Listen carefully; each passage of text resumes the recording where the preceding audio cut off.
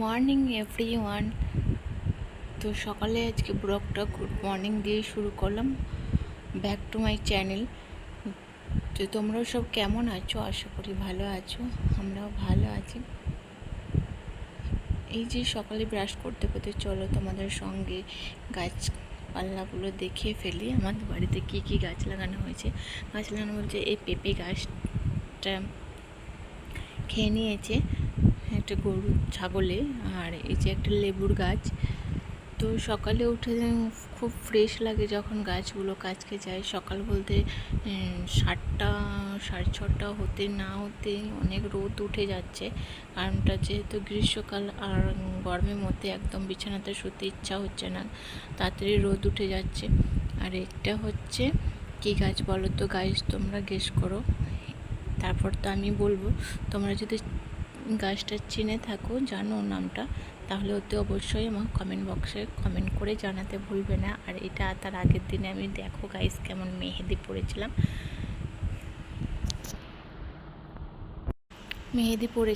তারপর এই যে কাঁচা লঙ্কাগুলো আমি একটু রোদ্রে শুকোতে দিয়েছি, কারণ বাজার থেকে নিয়ে এসেছিলো। তো এইভাবে যদি একটু জল দিয়ে ধুয়ে দিয়ে তারপর যদি একটু শুকিয়ে রাখা হয় এই বোটাগুলো ছাড়িয়ে, তাহলে তোমার এই যে মরিচটা অনেক দিন তুমি চালাতে পারবে।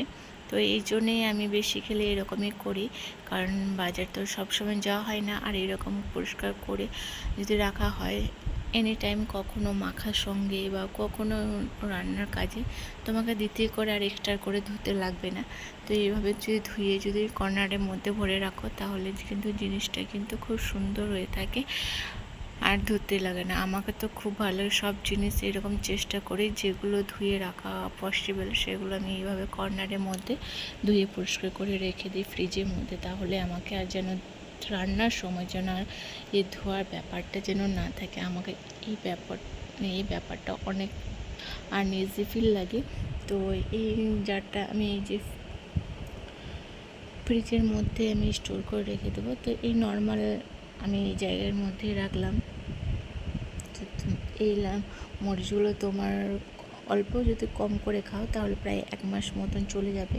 আর যদি তাড়াতাড়ি খাও তাহলে 1 সপ্তাহ লাগবে না, তার মধ্যেই খতম হয়ে যাবে। তা খাওয়ার ওপর ডিপেন্ড করে।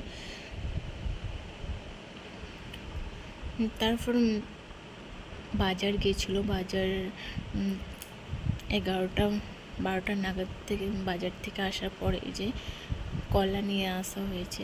আর এটা হচ্ছে তালের বীজ, আর এটা হচ্ছে লিচু। আর এই যে একটি বালতি, মানে হলদিরামের একটি লাচ্চা। তো এই লাচ্চাটাই নিয়ে আসা হয়েছে।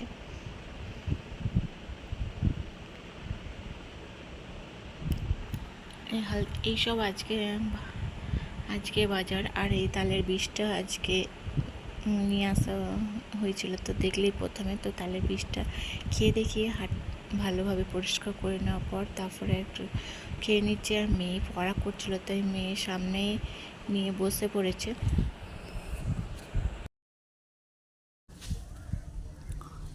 এই যে মেয়েকে তালের বীজ টেবিলে পড়াশোনা করছিল, তাই বীজগুলো ওখানেই নিয়ে এসেছি।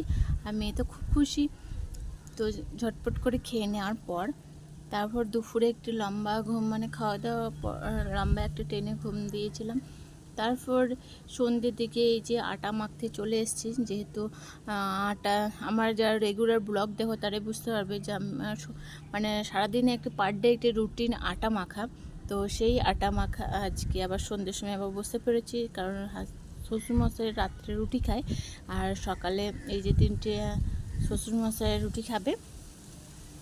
আর সকালের জন্যে তো ব্রেকফাস্টের জন্যে তো আমি সেই আটাটা আমি একবারে মেখে রেখে দিই, দিয়ে টিফিন বক্সের মধ্যে আমি স্টোর করে রেখে দিই। তাহলে সকালে উঠে যখন টিফিন করতে যায় তখন আমার এক্সট্রা করে আর আটা মাখতে হয় না। তখন এই টিফিনটা বের করলে আমার হয়ে যায়, কারণ সকাল থেকে অনেক তাড়া থাকে। আর এটা আমার মনে হয় রেগুলার আমার মানে হয়ে এসছে, মানে অভ্যাস হয়ে গেছে। তাই আমাকে বিশেষ করে আর মানে কোনো কিছু প্রবলেম হয় না, এটা কিছু খাটনি হয় না আমার। হ্যাঁ, সকালে আবার যদি এক্সট্রা করে যদি আটা মাখতে হয় তখন আবার প্রবলেম হয়ে যায়। তারপর ওই আটা ফাটা সমস্ত কিছু কাজ ক্লিয়ার করার পর, কমপ্লিট করার পর মেয়েকে একটু পড়তে বসেছিলাম। মেয়েকে পড়তে বসেছিলাম বলতে মেয়েও নিজে অলরেডি পড়তে বসে গেছিলো, আর মেয়েকে পড়তে বলতে হয় না পড়তে বসার জন্যে, কারণ মেয়ে আমার আস্তে আস্তে অনেকটাই বুঝতে শিখেছে, বড় হচ্ছে। তাই ইদানিং আমার মানে আমি যদি কোনো কিছু কাজে ব্যস্ত থাকছি তখন দেখছি ইদানিং আমার মেয়ে ঠিক বুঝতে পারছে মাম্মাম এখন তো ব্যস্ত আছে, তাহলে আমি এই ফাঁকে পড়াটা করে নিই, তারপর মাম্মাম এসে পড়াটা ধরবে। তো এরকমই কদিন ধরে চলছে। তো মেয়ে তো খুব সুন্দর পড়া করছে, তাই ভাবলাম এই ফাঁকে তোমাদের সঙ্গেও কি ভিডিও ক্লিক করে দেখিয়ে দিই। আর এই যে গরমের মধ্যে কারেন্ট চলে যাচ্ছে, ম্যাক্সিমাম লোডশেডিং হচ্ছে মাঝরাত্রে, তাই ফ্যানটা কিন্তু চার্জে বসিয়ে ফেলেছি। কারণ আমার মেয়ে তো একদম ফ্যান ছাড়া থাকতেই পারে না, বড়রাও তাহলেও হাত পাখা চালিয়ে মানে চলে যায়। আর বেশিক্ষণ ফ্যান ঘোরাতে পারি না। আর এটা হচ্ছে এই যে তোমাদের দেখাচ্ছি, এটা হচ্ছে একটা স্ট্যান্ড, মানে টেবিলের মতো বলতে পারো, হ্যাঁ লোহারই। তো এই যে ফ্যানটা, আর এই ফ্যানের নামটা দেখতে পাচ্ছ, ফ্যানের ভার্জিন, এই নামটা কিন্তু আমার মেয়ে নিজে হাতে লিখেছে। হ্যাঁ, আমাকে আর লিখতে দেয় না। আমি প্রথমে আমি নয়, ওর পাপাই লিখেছিল ফার্স্টে যখন ফ্যানটা কেনা হয় ওর নামটা। তো যখন আমি ভালো করে পরিষ্কার করেছিলাম তখন নামটা অনেক দিন লেখা ছিল, তো বলে মুছে গেছিলো। দেন তখন আমার মেয়ে নিজেই লিখেছে। আর এটা লাইট, এধারে লাইটের সুইচ, আর এই সাইডটা হচ্ছে ফ্যানের সুইচ। তো বেশ ভালো স্পিড দেয়। তারপর মেয়ে পড়াশোনা করে নিয়েছে, তারপর আমাকে এই যে ব্যাগ গুছানোর পালা। হ্যাঁ, আমি সকালে বা যদি ওর স্কুল থাকে বা বিকাল দিকে ওর টিউশনি থাকে, তো আমি ব্যাগটা রাত্রেই গুছিয়ে রেখে দিই পড়াশোনা কমপ্লিট করার পর।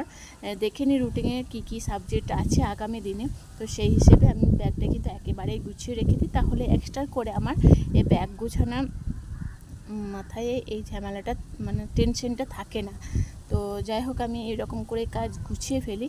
তোমরাও কি এরকম করে কাজ গুছাও, সেটাও কিন্তু কমেন্ট বক্সে কমেন্ট করতে ভুলো না, অতি অবশ্যই কমেন্ট করো। তারপর মেয়ে খাবে, তাই ভাত গরম করতে চলে এসেছি। আর এই যে তো ডালটা গরম করে নিলাম। আজকে কী রান্না করেছে সেটা তোমাদের দেখানো হয়নি। এই যে আমার শাশুড়ি মা একটি লাউ দিয়ে ডিম দিয়ে একটি ছিচকি করেছিল। তো আর এটা হচ্ছে চিকেন। তো দুপুরে খাওয়া হয়েছে, আর কিছুটা আছে, তো রাত্রে হয়ে যাবে। তো এগুলোই একটু গরম করে নিচ্ছি, কারণ ফ্রিজে রেখেছিলাম, মেয়েকে ডিনার করবে। তো এই যে আমার মেয়েকে খাওয়ানোর একটি যুদ্ধ, মেয়ে খাইয়ে নিলে মনে হয় অনেক যুদ্ধ পার করে নিয়েছি, এরকম ব্যাপার মনে হয়।